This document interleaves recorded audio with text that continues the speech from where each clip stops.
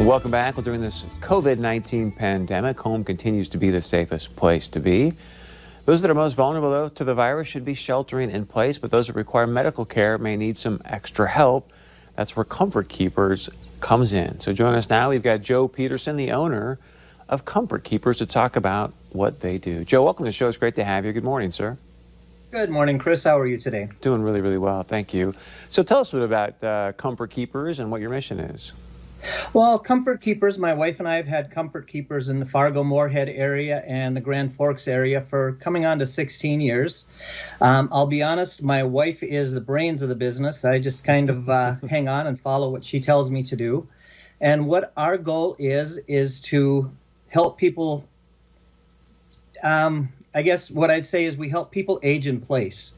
And we do that to make sure that people are safe, secure, and families know that everything is working well. So give us an example of like your ideal your ideal client, and how do you serve them?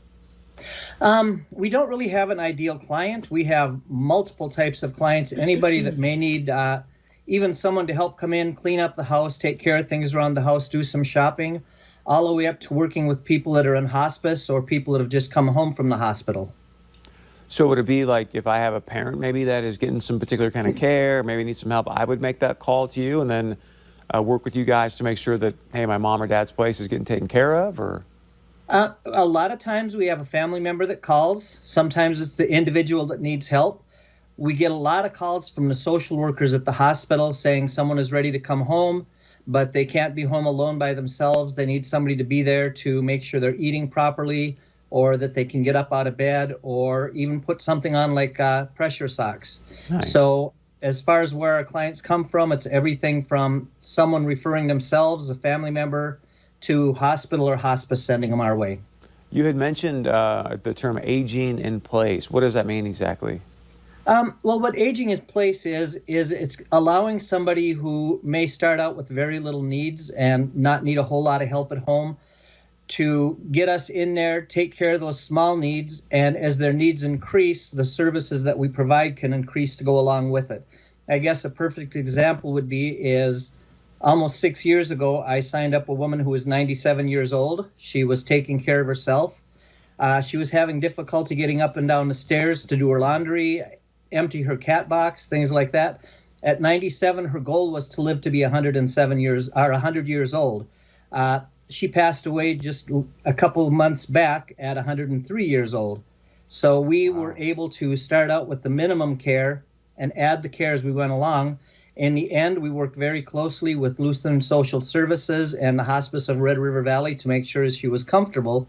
But we were with her for an entire 6 years to make sure she could stay at home and have everything that she loved right around her. Nice. How are you guys going about working with clients and helping out during this COVID-19 situation? We're doing everything we can to keep the masks available to our caregivers.